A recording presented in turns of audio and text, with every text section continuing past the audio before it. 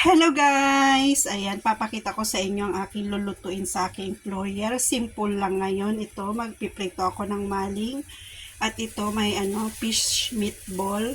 Ilalaok ko siya dito sa sa asparagus. Tapos ito, may tofu siya. Meron siyang nakaibabaw na minced fish. Ito naman ang laok niya. Itong long vegetable na to. Ayan, tara umpisa na natin. Ayan guys, painit muna tayo ng mantika.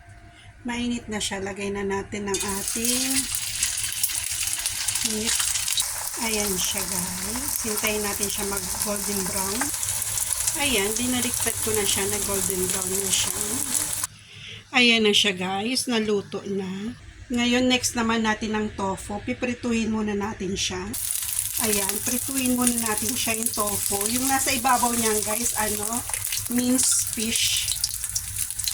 Ayan guys, binaliktad ko na siya, na golden brown na siya.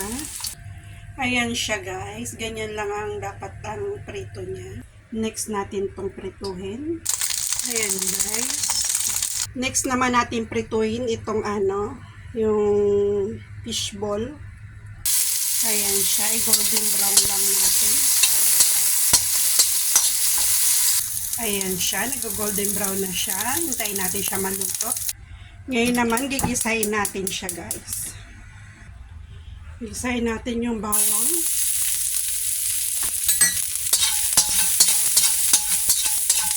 Para mag-golden brown siya. Lagay natin yung asparagus. Ayan. Gigisahin natin siya.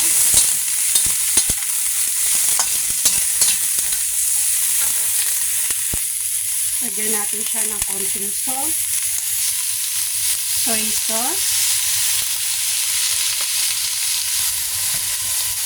konting water. Lagyan din natin siya ng sugar. Ayan, nilagay ko na sa paper. Tapos lagyan natin siya ng pampalapot, cornstarch. Saka natin lagay ang ating piniritong fish meatball.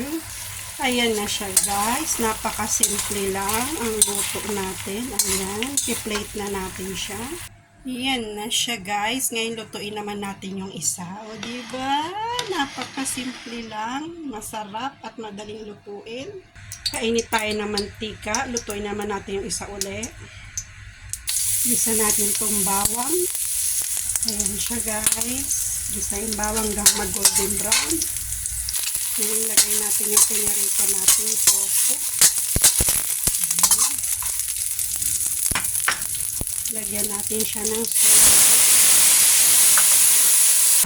Ayan siya, nilagyan ko ng soy sauce. Lagyan din natin siya ng konting sugar.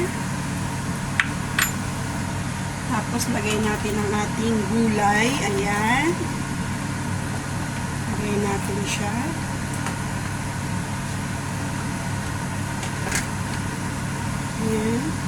Ayan siya guys, hintayin natin siya kumulo. Ayan na siya guys, malapit na siyang maluto. Ayan guys, ipi-plate na natin, tapos na siya. Ipi-plate na natin siya.